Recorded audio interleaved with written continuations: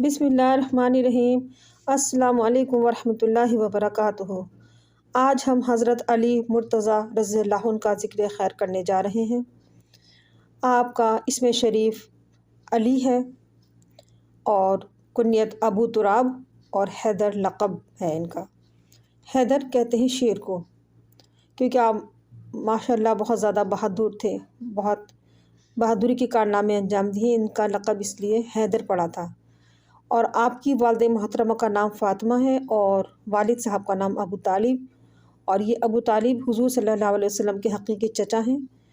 اور عبد المطلب یعنی کہ دادا کے انتقال کے بعد ابو طالب نے ہی پیارے نبی صلی اللہ علیہ وسلم کو سنبھالا تھا، پرورش کی تھی ان کی، اور تمام حالات خواہ اس وقت مکہ کے جیسے بھی حالات ہوں، ابو طالب نے ان کا کبھی ساتھ نہ چھوڑا۔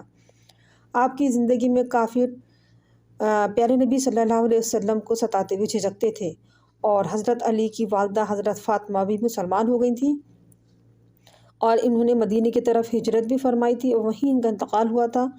اور کفن میں پیارے نبی صلی اللہ علیہ وسلم نے آپ کو اپنی قمیض بھی پہنائی تھی۔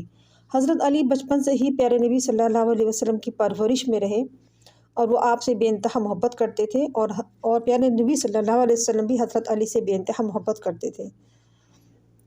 حضرت علی دل و جان سے حضور کی خدمت میں لگے رہتے تھے۔ اللہ تعالیٰ نے بچپن میں ہی ان کو ایمان کی دولت سے نواز دیا تھا۔ بچوں میں سب سے پہلے ایمان لانے والے حضرت علی ہی ہیں۔ آپ ہر تکلیف کے لیے اپنے آپ کو پیش کر دیا کرتے تھے۔ مسلمانوں کو جب مدینہ کی طرف ہجرت کرنے کا حکم ملا تھا تو اس وقت سب لوگوں نے تو ہجرت کر لی تھی۔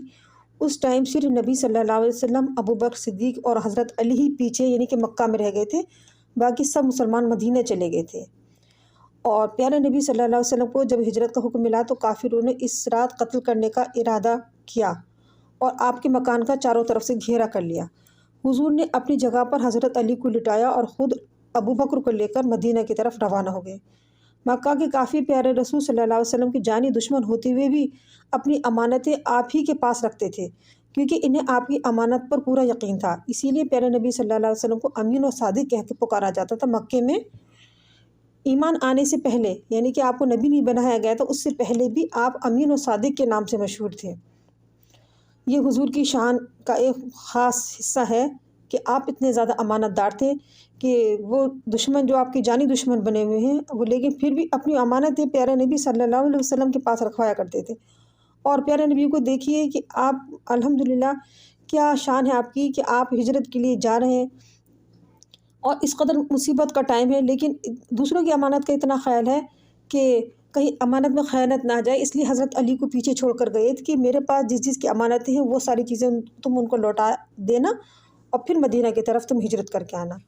چنانچہ ابوبکر اور نبی صلی اللہ علیہ وسلم تو مدینہ کی طرف نکل لیے، اور حضرت علی اپنی جان کی پرواہ کیے بغیر آپ کے بستر پر چادر اوڑھ کر لیٹ گئے، اور پھر سب کی امانتیں دے کر اگلے روز 2-3 روز بعد پیارے نبی صلی اللہ علیہ وسلم سے جا کر ملے۔ اسلامی لڑائیوں میں جب وہ مدینہ پہنچ کر اسلامی لڑائیوں کا سلسلہ شروع ہوا، ان میں آپ برابر شریک رہے، یعنی کہ حضرت علی برابر شریک رہے۔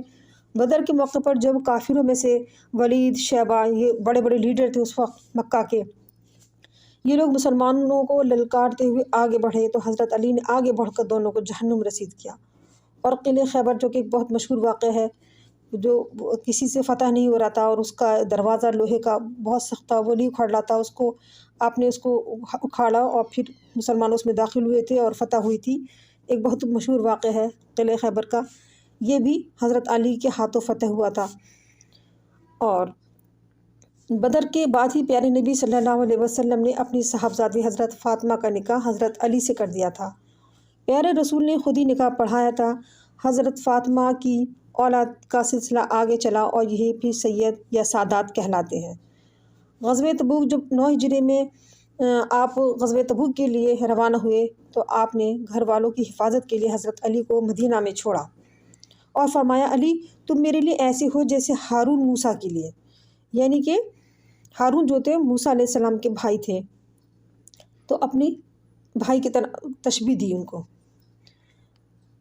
حضرت عثمان کی شہادت کے بعد مہاجرین اور انصار نے آپ سے خلافت کے لیے اصرار کیا، اور 21 ذی الحجہ کو دوشنبہ کے دن مسجد نبوی میں آپ کے ہاتھ پر بیعت کی۔ حضرت علی کی خلافت کا زمانہ تقریباً 5 سال تک رہا، لیکن چاروں طرف فتنے، خانہ جنگیاں تھیں۔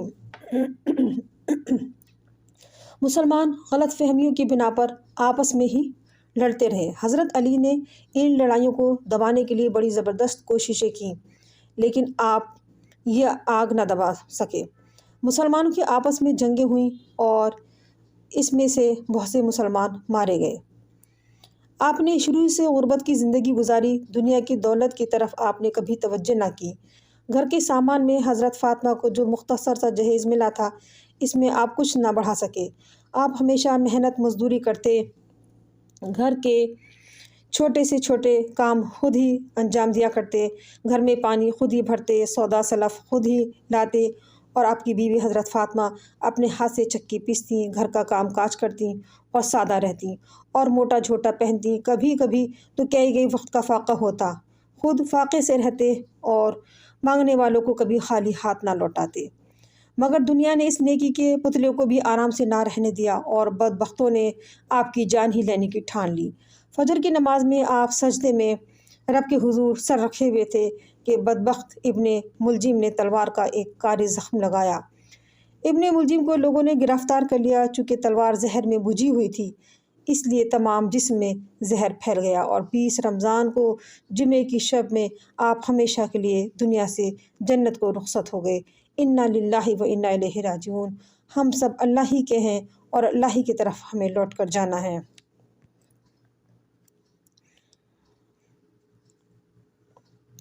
حضرت علی کی چند خوبیاں۔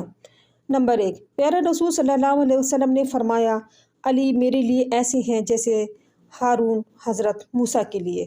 دوسری خوبی، خیبر کی فتح کا جھنڈا آپ نے حضرت علی کے ہاتھ میں دیا اور اللہ نے فتح نصیب فرمائی۔ تیسری خوبی، جب مدینہ میں انصار و مہاجرین میں بھائی چارہ ہوا تو حضرت علی نے فرمایا، آپ صلی اللہ علیہ وسلم نے کسی کو میرا بھائی نہیں بنایا، تو پیارے نبی نے فرمایا، تم دنیا اور آخرت دونوں میں میرے بھائی ہو۔ چوتھی خصوصیت، ہجرت کے وقت پیارے نبی صلی اللہ علیہ وسلم نے آپ کو اپنے بستر پر لٹایا اور لوگوں کی امانتیں سپرد کرنے کو کہا۔ پانچویں خصوصیت، بدر کی لڑائی میں آپ کے ہاتھ سے بہت سے کافر جہنم رسید ہوئے اور اللہ نے اسلام کو عزت دی۔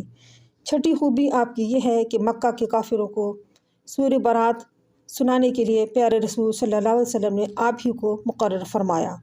اور ساتویں خصوصیت آپ کی یہ ہے کہ پیارے نبی صلی اللہ علیہ وسلم کو آپ ہی نے غسل دیا۔ اللہ تعالیٰ حضرت علی سے راضی ہو اور ہم سب کو بھی صحابی رسول حضرت علی شیر خدا کے نقش قدم پہ چلائے۔ آمین ثم آمین۔